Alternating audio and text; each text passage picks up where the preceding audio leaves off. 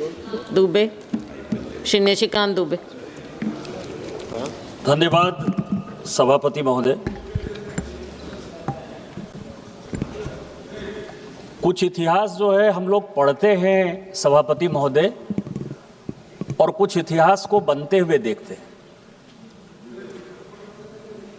और हम सभी इस सदन में जितने भी सदस्य बैठे हैं वो इस इतिहास के बड़े गवाह हैं कि माननीय प्रधानमंत्री जी के नेतृत्व में माननीय गृह मंत्री जी ने इस देश के इतिहास को ठीक कर दिया, बदल दिया। मैं उनको धन्यवाद देना चाहता हूं।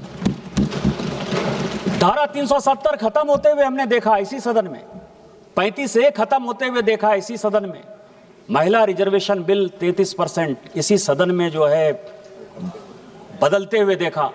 और आज 31 मार्च 2026 जो उन्होंने टारगेट रखा है, उसके पहले 30 मार्च को ये गृह मंत्री इतनी मजबूती के साथ पूरे देश को ये मैसेज देना चाहते हैं कि हम जो कहते हैं वो करते हैं। ये कल नहीं है। कई एक वक्ताओं को मैंने सुना कि कल खत्म होगा। इतिहास में कल कभी नहीं आता है। इतिहास में आज ही सबसे महत्वपूर्ण है, और वो आज का पल है कि ये 30 मार्च 2026 है और 31 मार्च 2026 को नक्सलवाद खत्म हो जाएगा। मैं उस परिवार का लड़का हूं सभापति महोदय जिसके दादा जो है नक्सलवाद की भेंट चढ़ गए। आज भी उनकी लाश नहीं मिली।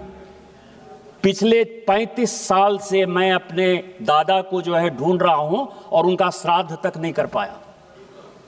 मैं उस पार्टी का सदस्य हूं झारखंड में जिस पार्टी के नेता बाबूलाल मरांडी जी के बेटे, जिनके की शादी तुरंत हुई थी 1 महीना पहले, उसको नक्सलाइट ने गोली से मार दिया।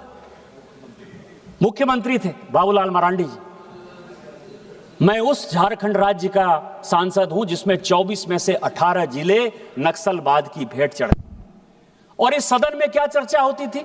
एसआरई का फंड कैसे जाएगा, सारंडा कैसे खत्म होगा, मनरेगा कैसे खत्म होगा। आज जो है ये लड़ाई जो खत्म हुई है, ये लड़ाई कोई नक्सलवाद गरीब और अमीर की नहीं है। मैं सभी वक्ताओं को सुन रहा था कि ट्राइबल का ये है जी, इसका गरीबों का ये है, किसानों का ये है।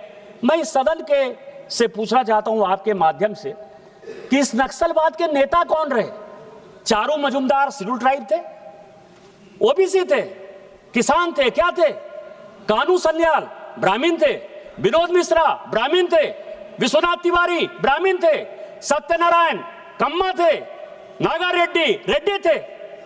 यही 7-8 लोगों ने तो यह आंदोलन किया। आप किसकी बात कर रहे हो? किस आदिवासी की बात कर रहे हो? किस किसान की बात कर रहे हो? किस गरीबों की बात कर रहे हो? ये लड़ाई क्या है? ये लड़ाई विचारधारा की है।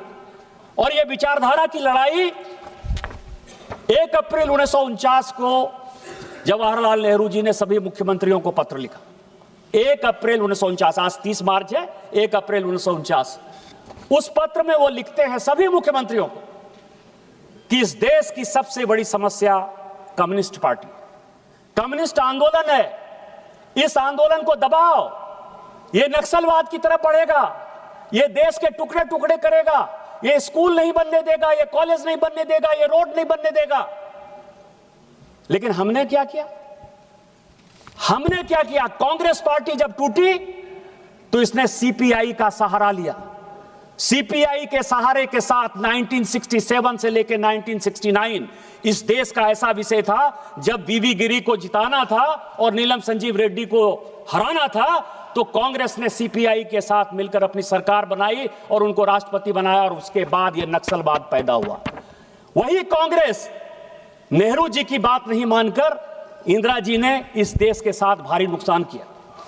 और क्या हुआ मैं आपको बताऊं कि सबसे पहला काम, आदिवासियों का सबसे बड़ा अधिकार जो कांग्रेस ने खत्म किया, आर्टिकल 339 इस संविधान में लिखा हुआ है कि शेड्यूल 5, शेड्यूल 6 के जो जिले हैं, जो आदिवासी बाहुल्य जिले हैं, उसका पूरा का पूरा जो डेवलपमेंट का मॉडल है वो भारत सरकार अपने हाथ से बनाएगी। लेकिन रात के अंधेरे में जब इमरजेंसी लगाई तो 1976 में सबसे पहले धारा 339 खत्म करके सारे ट्राइबल के अधिकार को खत्म कर दिया। इसके बाद मैं आपको बताऊं कि मैं कुछ डॉक्यूमेंट लेकर आया। जब नक्सलबाड़ी में डेवलप हुआ और उसने हत्या का काम चालू किया, तो चीन के रेडियो ने जून 1967 में कहा कि ये काम सबसे बढ़िया है और हम भारत को जो है ये सारे नक्सलवादी गतिविधियों के लिए मदद करेंगे। और 1969 का जो कम्युनिस्ट पार्टी का रिजोल्यूशन है चाइना का, वो ये कहता है कि हम पूरा का पूरा उसको समर्थन करेंगे। और आपने क्या किया? 1969 में, 1967 में ये जब चीन का रेडियो ये बात बोल रहा है, 1969 में यदि चीनी कम्युनिस्ट पार्टी का रिजोल्यूशन ये हो रहा है, आप 1969 से लेके 1977 तक उसके साथ सरकार बनाते रहे।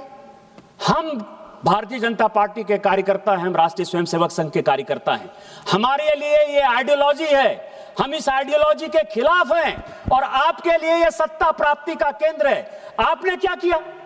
आज भी आप यूपीए सरकार में किसके साथ हैं?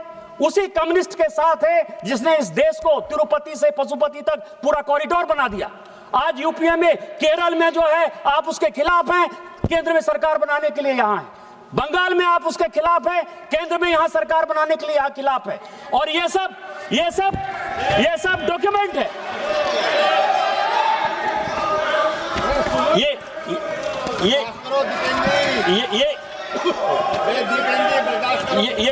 ये सब डॉक्यूमेंट है। ये सब डॉक्यूमेंट है और मैं डॉक्यूमेंट्री प्रूफ के साथ ये सारी बातें कर रहा हूं। आपको एक और आश्चर्य बना दूं दीपेंद्र जी, मैं बोलना नहीं चाहता था।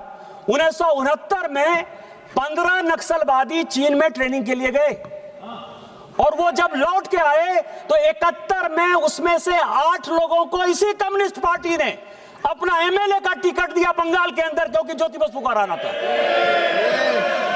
क्या बात कर रहे हो? और खोलना चाहते हो?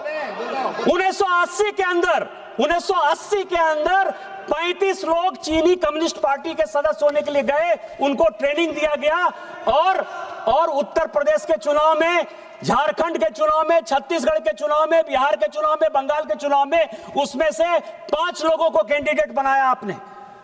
पूरे चुनाव जीतने के लिए, पूरा चुनाव की लड़ाई लड़ने के लिए कांग्रेस पार्टी ने इस एलडब्ल्यू को बढ़ाया, उसने एक्सट्रीमिज्म को बढ़ाया, उसने आतंकवाद को बढ़ाया, जिसके कारण कि लोग गरीब रहे।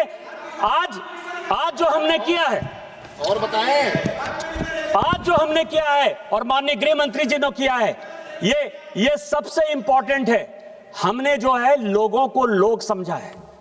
प्रधानमंत्री जनमन कार्यक्रम है, धरती आबा कार्यक्रम है, बिरसा मुंडा को सम्मान देने का कार्यक्रम है, एस्पिरेशनल डिस्ट्रिक्ट के डेवलपमेंट का कारण है। जिस इलाके में, मैं जिस इलाके से आता हूं, जिस इलाके में एक एक्सरे की मशीन नहीं थी, वहां all India institute of medical science है। बस 2 मिनट में खत्म करूंगा। वहां एयरपोर्ट है, वहां आईटीआई है, इंजीनियरिंग कॉलेज है, मेडिकल कॉलेज है। और आज उसी झारखंड में 18 में से एक भी जिला ऐसा नहीं है जो नक्सलवाद प्रभावित है। और यदि राज्य सरकार साथ देती तो आज झारखंड में जो है पूरा का पूरा कंप्लीट नक्सलवाद कल जब खत्म होगा तो बिना उस सरकार के सहयोग के खत्म होगा। इसीलिए मैं आपके माध्यम से, इस सदन के माध्यम से दोबारा माननीय प्रधानमंत्री जी के नेतृत्व में माननीय गृह मंत्री जी को धन्यवाद देना चाहता हूं कि आपने हमारे जैसे लोगों की पीड़ा को समझा। आज मुझे सबसे बड़ी खुशी होगी कि मैं दादाजी का श्राद्ध तो आज तक नहीं कर पाया, लेकिन नक्सलवाद का श्राद्ध करके इस सरकार ने मेरे मन की भावना को मजबूत किया। आपने मुझे मौका दिया। इन्हीं शब्दों के साथ जय हिंद, जय भारत। श्री नामदेव किरसन।